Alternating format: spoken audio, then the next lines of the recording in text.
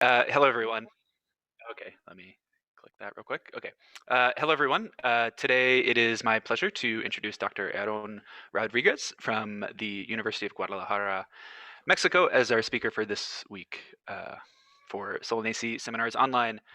Aarón did his undergrad at the University of Guadalajara in agronomy, and then went on to complete both his master's and his PhD at the University of Wisconsin-Madison, both with David Spooner, if I'm not mistaken, for the master's, and Kenneth Sistema for the PhD. There, his research focused on molecular and morphological systematics, biogeography, and adaptive radiations in Solanum and tiger flowers. As a professor in the Department of Botany and Zoology, Aarón has continued this line of interesting research.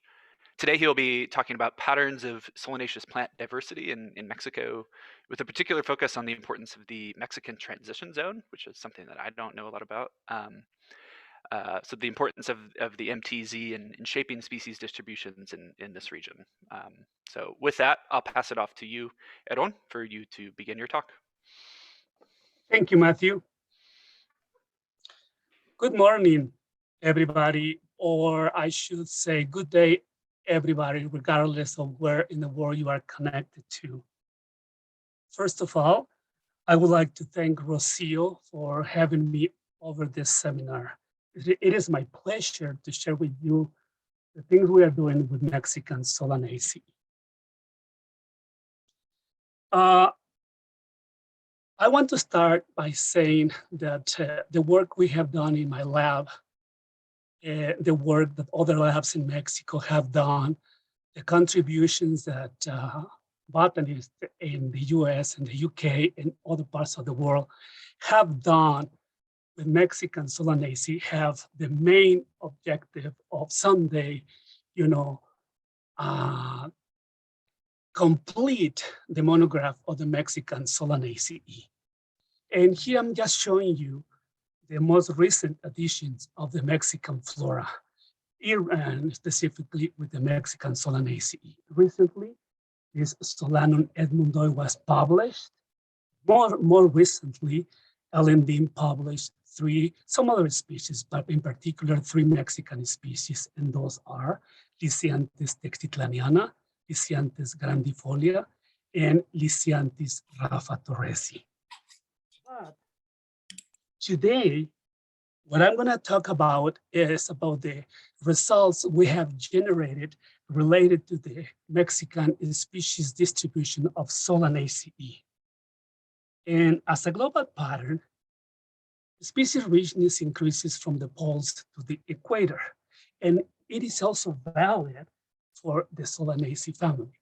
Specifically, within the tropics, angiosperm specific species richness concentrates in the mountainous areas of the world, including South America, Africa, and Southeastern Asia. Today, I'm going to talk about the case of the Mexican transition zone that includes the main mountain chains in Mexico. Solanaceae is a family that includes in between 98 and 100 genera, and approximately 2,700 species. The group is almost cosmopolitan, but the species richness concentrates in the neotropics, and particularly in the Andean South America. Some species have been domesticated in Mesoamerica, and in particular, the tomato, the Hass tomato, and the peppers, the chili peppers are very important in the Mexican culture. The combination of molecules and rocks have generated the most robust, dated, and comprehensive phylogenetic hypothesis of Solanaceae. And what it says basically is how all species of Solanaceae relate to each other. Based on this phylogenetic hypothesis, Solanaceae originated 50 million years ago. Then it diversified approximately 30 million years ago. One thing to kind of highlight out of this phylogenetic hypothesis is the sister group relationship in between the Nicotianoideae and the Solanoideae, the so-called X equals 12 clade. And I'm showing that here in this blue circle. The crown age of this group was estimated in 24 million years ago. Then this phylogeny was combined with biogeographical stochastic mapping to look at the origin of the Solanaceae and how to explain its entire, or it is almost cosmopolitan distribution. So based on the work of the Pin and associates back in 1917, they kind of generated support for the South American origin of the family and also for the South American origin of its major clades, as you can see in this image.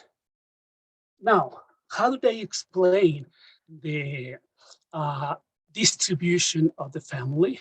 Well, based on the analysis they did, they conclude the range expansion and asymmetrical long-distance dispersal, mainly from South America to Central America and to North America, are responsible for its distribution. The thickness of the arrows indicate the number of long-distance dispersals from South America and also the direction of those long-distance dispersal events. Now, what about the Mexican Solanaceae? During, I don't know, many years, we have collected, we have reviewed herbaria, and we have looked at the literature regarding related to the family. And back in 2017, we published a list of the Mexican Solanaceae. And ever since 2017, we have added and modified some of the names. And now the numbers indicate that the Solanaceae in Mexico is composed of 388 species grouped in 34 genera. 133 species are endemic. And in this slide, I'm just showing some of the representatives of the family. Here we have the Datura stramonium, Brugmansia candida, Solanum eupetalum, Lithium carolinianum, Lycianthes redowski, Nicotiana obtusifolia, Physalis pubescens, and Cestrum thursoideum, just to show some of them. The complete inventory of the Mexican Solanaceae includes 34 genera and 308 species, but Solanum, Physalis, Lycianthes, and Cestrum altogether represent 73% of the Mexican Solanaceae. And through the years, we have completed databases with geographical data for Solanum, Physalis, and Lycianthes. Now, where do the Mexican species fall within the Solanaceae phylogeny? As you can see, the blue arrows indicate where Mexican representatives locate, and you can see they are all over the phylogeny, except for the basal branches down here. Since I'm going to talk about the species richness distribution of Mexican Solanaceae, well, let's talk about geography of Mexico. Mexico lies in between the Nearctic and Neotropical regions. And ever since Wallace described Mexico as a transition or connecting area in between those regions, the idea of considering the mountainous areas of Mexico as a different region has gained support based on the data. In this image, you can see the topography of Mexico. And by looking at the tectonic, the geological, the climatic, in the biographical distribution, you can see, we can understand how complex all those processes have been in Mexico. Based on geological characteristics and biographical distribution, the mountainous areas of Mexico have considered or have been treated as a Mexican transition zone. And those are, the provinces that form the Mexican transition zone are the Sierra Madre Occidental, the Sierra Madre Oriental, the Transmexican Volcanic Belt, the Sierra Madre del Sur, and the Chiapas Highlands. This last one extends down to Central America, all the way to northeastern Nicaragua. And if we go back to this photograph, you can see easily, those biogeographical provinces. Basically, they are mountains that go from the northwestern part of Mexico all the way to the southeastern part of Mexico. And you can see, like, for instance, here, the Sierra Madre del Sur. And then this area, the Transmexican Volcanic Belt, that biogeographically sometimes have been compared with effects comparable to the formation of the Andes in South America. Now, the ages and characteristics of those biogeographical provinces are different. And you can see that the whole mountains of Mexico have a long history starting from approximately 70 million years ago. Now, you compare the formation of the Mexican transition zone with the origin and diversification of Solanaceae, you can see that while Mexican mountains were kind of forming, the diversification of Solanaceae in South America was taking place, ready to receive all those long distance events, to increase the possibility of establishment of those new migrants. The Mexican transition zones, the elevation range varies from 1,000 meters above sea level all the way to the highest mountain in Mexico, the Pico de Orizaba, that reaches 5,636 meters in elevation. Most of the Mexican transition zone is covered with pine and oak forest. Now, the idea that, well, there were two competing hypotheses in terms of, the distribution of the species richness in Mexico. The first one suggested that that the richness of the Mexican flora was concentrated within the neotropics. But then, as new methods and more data was accomplished and analyzed, it came up pretty quickly, and it shows clearly how there is a pattern for the richness of the Mexican flora.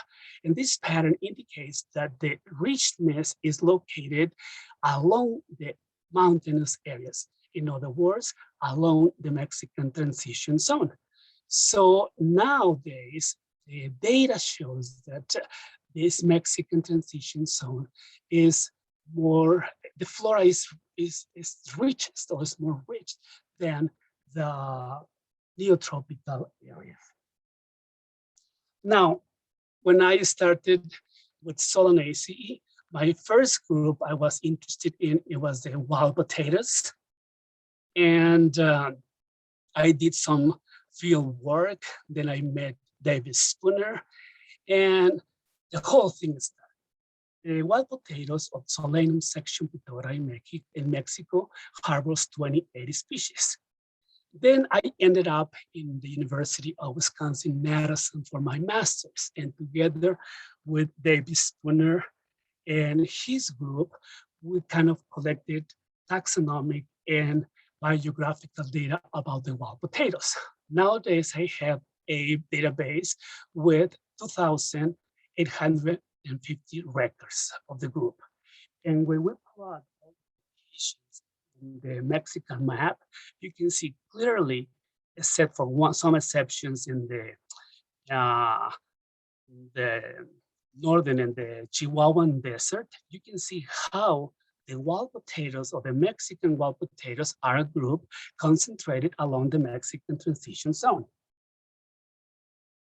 This map shows you, where the cells with the highest number of wild potatoes are located. And you can see here the Mexican transitions, no, the Transmexican Volcanic Belt in the boundaries, pretty much in central Mexico.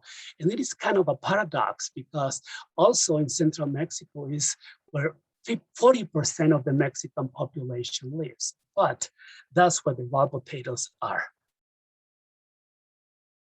Just recently, we completed the dichotomous kits for the Solanum in Mexico, and we found we identified 134 species.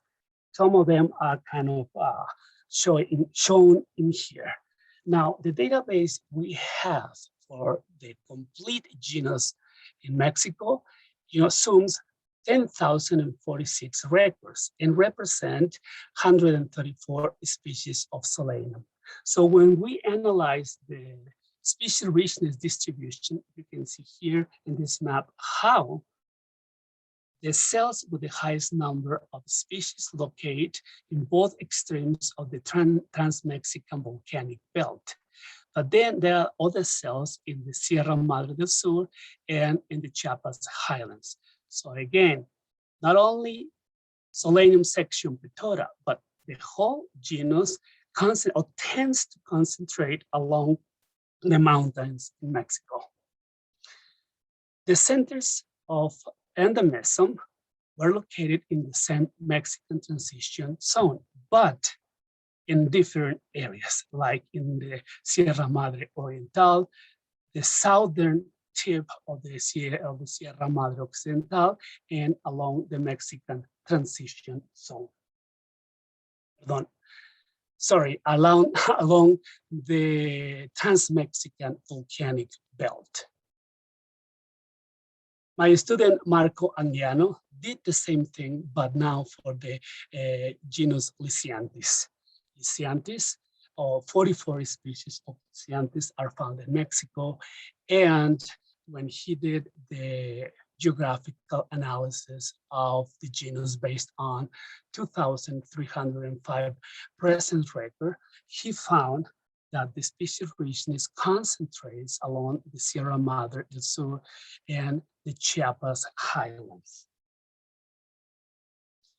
The centers of endemisms show a very similar pattern, but now concentrated in the Transmexican Volcanic Belt and the Sierra Madre del Sur.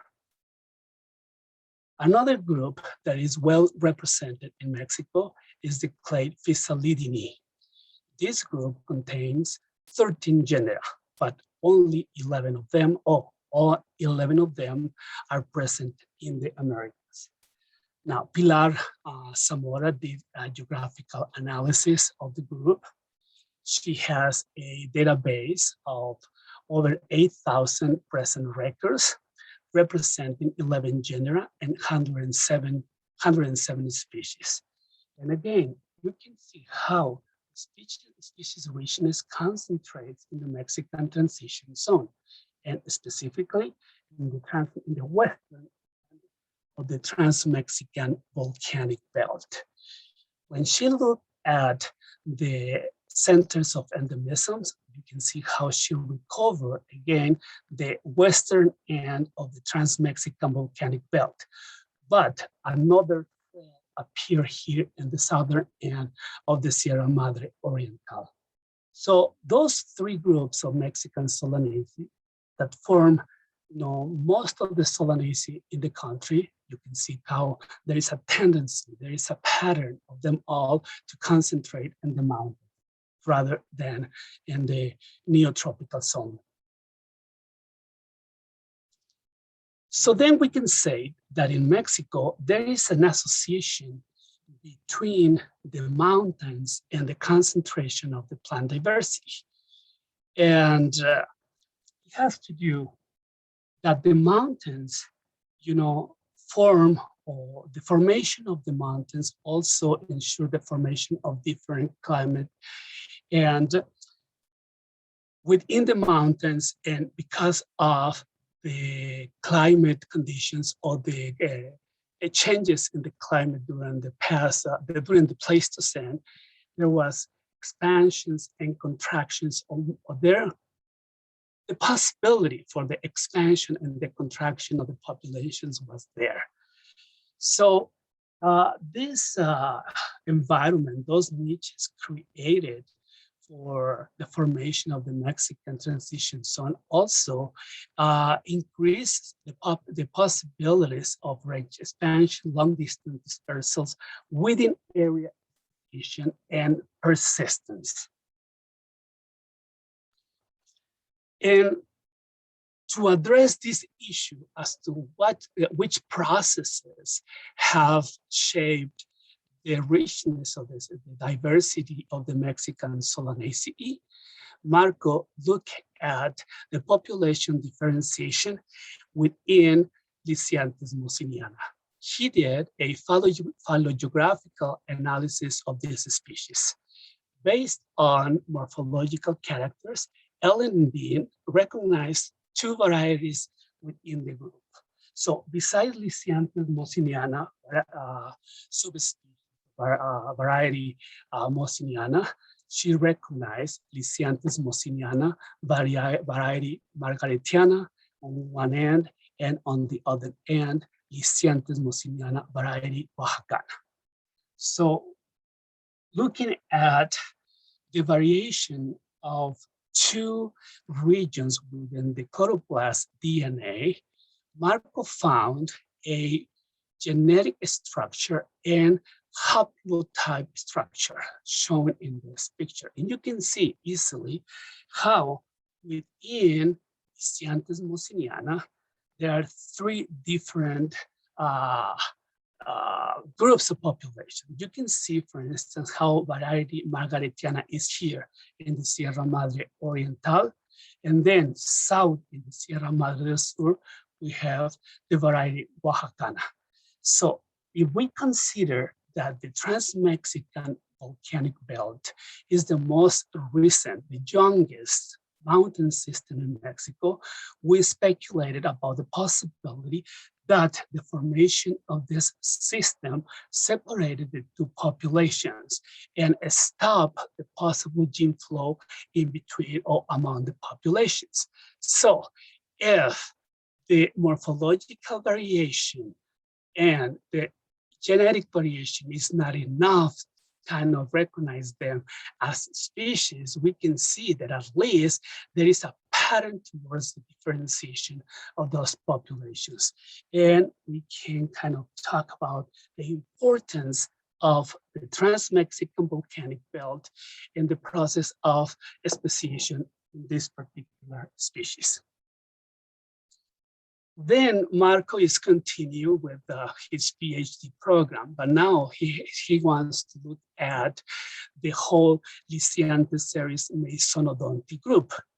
The group is made up with 80 species. And what Marco is going to do is sequence the whole plastome of those 80 species plastome outgroups to look at the phylogenetic relationships within the group, and also to identify which group is the sister lineage of this mostly Mexican group, even though Lycianthes acapucensis extends all the way down to Costa Rica. Now, within this group, and since already we talk about Lycianthes mossiniana, there are some other examples of, what speciation, or how the speciation is going on or is happening within Solanaceae. And the other example we have in this Lycianthes series Mesonodonti is Lycianthes peduncularis. There are populations of Lycianthes peduncularis north of the Transmexican Volcanic Belt and south of the Transmexican Volcanic Belt. So what he is interested on is to look at if there is, again, another example that represent, another example of the differentiation between populations and within Lycianthes setting. So then we can say that the formation of the mountains and the climatic variations of the Pleistocene are responsible for this pattern that we are observing. Hybridization is also an important process explaining the diversity of Solanaceae in Mexico. Within Solanum section Petora, the wild potatoes we have in Mexico, species that are diploid, some others are triploid, tetraploid, pentaploid, and hexaploid. So when we look at the ploid level of Solanum section Petora, we can predict the hybridization is or has been a very important process and driving the differentiation of the group. Okay, so what is for the future of Mexican Solanaceae? I show you Solanum, Lycianthes, Physalidinae. Then we have Cestrum. In Mexico, we have recorded the presence of 42 species. However, nobody has studied the group. We don't have a geographical data. So what I'm kind of thinking and looking for is a student to take over this group and address taxonomic, phylogenetic, and geographical questions with this group. Right now, we are developing and we are working, thanks to the Mexican National Science Foundation with the Flora of Mexico online. And what I have proposed is that we use Solanaceae as a pilot project to begin with. We have enough data. We have done taxonomic work with Solanum, with Lycianthes, and with Physalidinae. And what we just can do is just explore all this information. So the platform that we are deciding about, regarding the flora of Mexico. We hope that by the end of the year, we will have a site on the web, with the first results of the flora of Mexico. Now, all the efforts that we have done, all the work that we have done towards monographing the Mexican Solanaceae has received very helpful, by looking at the Solanaceae source. And I think nowadays we can say that nothing in Solanaceae makes sense except in the light of Solanaceae source. And the people responsible for this site, or we should thank, I just want to acknowledge the work that Sandy Knapp, Limbos, Michael Nee, David Spooner, Richard Olmsted, Stephen Stern, John Clark, and Tina Sarkinen have done to put all this information together in this site. And I apologize if I'm missing any name in this list, but to you all, thank you very much. And finally, I just have to thank all my colleagues in Mexico and in the US and in the UK that somehow had contributed to to advance the knowledge regarding Mexican Solanaceae. And I have worked together with Ofelia Vargas, closely together with Ofelia Vargas, Mainda Martinez, Fernando Chiang, Pilar Zamora, Ellen Dean, Michael Nee, Sandy Knapp, Thomas Neon, Dave Spooner, my students Geraldine Murillo and Marco Anguiano. And with that, I'm just ready to get any questions you may have.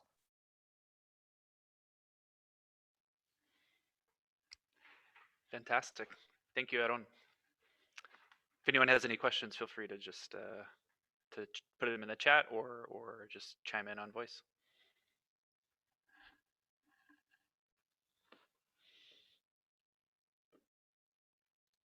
Okay, we have one question from Federico. Hi, yes, great talk, Aaron. I have a kind of a silly question, and it's, I am not a taxonomist or a Solanaceae specialist, but I've seen that in many talks, there is a conclusion which is, and there is Cestrum, which is so diverse and so important, but no one works with Cestrum. Why is that? So is it about the ecology of the plant? Is not very used, it's difficult to find what's going on with Cestrum that, that no one really wants to, maybe too diverse and not very useful? Or? No, I won't say, I mean, I think I'm gonna talk by myself. I think I haven't done a good job trying to kind of invite people, convince the students to get into the group. You know, everywhere I go, every meeting I participate in, you know, I always invite students, you know, to come over and address the students. I don't know. It's just probably that, I don't know. I think we haven't done a good job convincing them. We have to probably change our strategy in terms of, you know, having students, you know, working on in this group, this genus. And a related question is Cestrum a plant that has any use in the native Mexican cultures? Maybe as ornamental at least, or? Yeah, well, yeah, definitely as ornamental, yes. And we have Cestrum nocturnum, you know, the most commonly cultivated species. But besides that, there are other species. The one that I just showed in my presentation, you see, that has the potential of being used as an ornamental. I mean, and this is another kind of line of research that I'm carrying on. Look at this one. I mean, this is a Lycianthes, but this is on my place, in my house, in my garden. And you can see how even Lycianthes has the potential of being used as ornamental. And when you look at Cestrum, there are several species. We have 3 or 4 species that corollas are red. And those, you know, shrubs are potentially useful as ornamentals. But again, I think we haven't done a good job, you know, probably recruiting people to work with the genus. Thank you very much. Rocio, do you want to ask your question? Yes, yes, and also a comment like regarding Cestrum. Yes, there are some like Cestrum parki, for example, in Argentina is used as ornamental as well. I think like it's kind of a monster Cestrum because it's a big group, it's a big genus, and there are some difficulties in amplification of some specific markers. Like Stacy has been working on that, and Rob Laporte. So yes, I think that, and also I think Mike Nee is working a little bit he's working in a monograph for Cestrum actually. So we'll see that soon. Yeah, Mike Nee did some, you know, kind of a review of the Cestrum in America, and obviously the starting point from us is basically the work of Mike Nee. And he has recognized, like, I don't know how many species, but also group of species, group of species that we have to look at and see, you know, how taxonomically, or what is the taxonomic status of those groups. So definitely, Mike Nee is, his work will be useful to begin with. Yeah, that's great. And my question is actually about, like you were talking about the diversification of Solanaceae in Mexico. What is your opinion about the impact of the formation of the Isthmus of Panama for the diversification of Solanaceae into Mexico and North America? Okay. Let me see. So, I mean, North America and South America was connected, through Central America. And even though there is kind of inconsistencies or discrepancies as to when exactly the connection was completed, the age varies from 3 to 20 million years ago. Regardless, I mean, the connection between North America and South America started like 20 million years ago. And there was this Central America group of islands. It was like archipelago. In other words, Central America formation started as an archipelago. So if we believe in the conclusions of Dupin et al. In Olmsted 2013, the colonization of South American species in Mexico, I mean, didn't need the completion of the isthmus. It could easily use the Central America archipelago as a stepping stones to migrate north. So probably even the colonization of South American Solanaceae in Mexico took place even before the formation of the isthmus. Okay, that's great, because that will also make sense with the probable older dates that the family will have with the new fossils of roots that, yes, the origin of the family wouldn't be like 50 million years ago if we have root fossils that are probably Physalidinae that 52 million years old. So that's, well, it's changing. So, well, thank you very much. Yeah, I don't know if we have any fossil record of Mexican Solanaceae. I'm not aware of any of them. And, the other thing is to look at, the age of this fossil record to see, when exactly Solanaceae was established in Mexico. That would be great. That will be very important and exciting to see, to look at the fossil record if it exists. Yeah, that would be great, actually. We can continue talking about, yes, I don't know. Is anyone out there, or does anyone, know about any Mexican Solanaceae fossil records? Yeah, you tell me if there are paleobotanical collections there that we can revise. Oh, okay. That would be great. Okay, I let you continue with the questions. Thank you. That was a great talk. Awesome. We have a question on chat from Helen Tai, which is, nice talk. Do the section Patota Solanum species in Mexico have short day adapted tuberization? Oh, okay.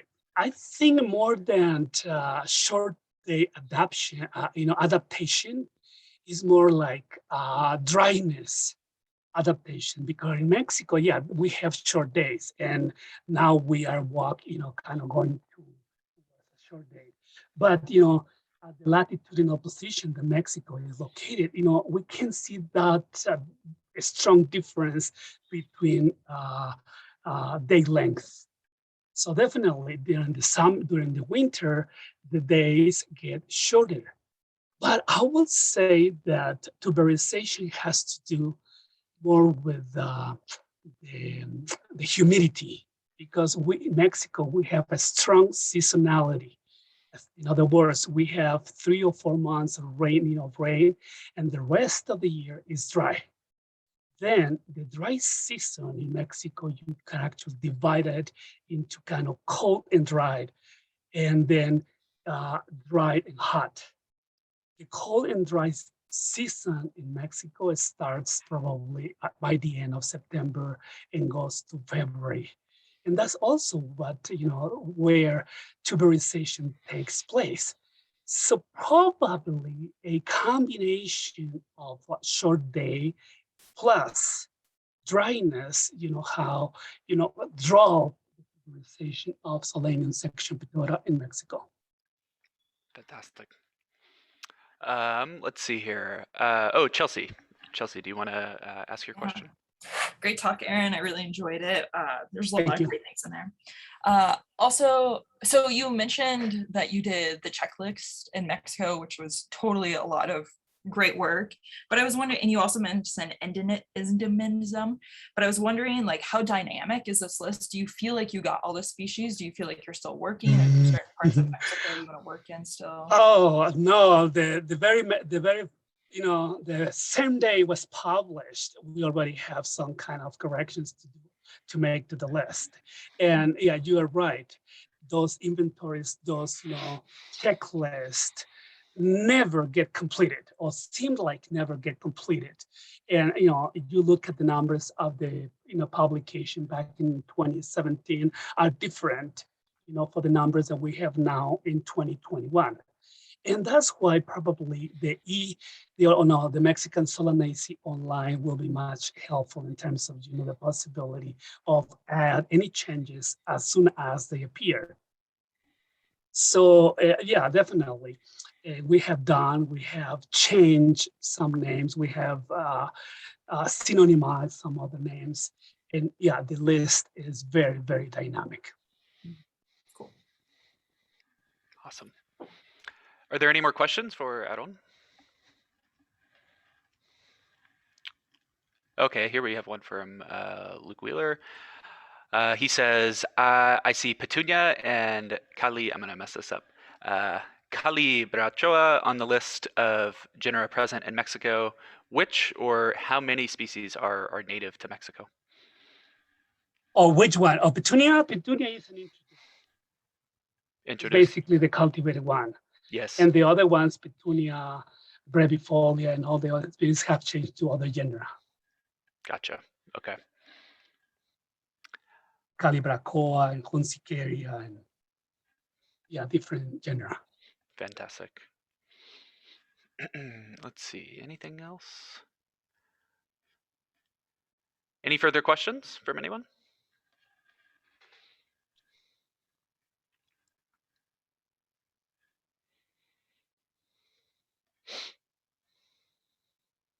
Well, it looks like Everything is clear then.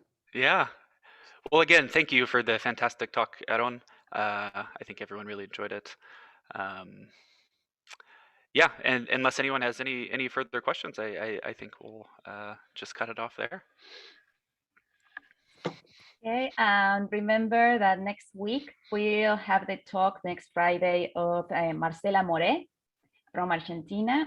She will be talking about the corolla color and floral scent evolution in the florally diverse genus Haborosa, and specifically about the influence of ecological and environmental factors. So thank you, everyone. Thank you, everybody, and we'll see on Friday.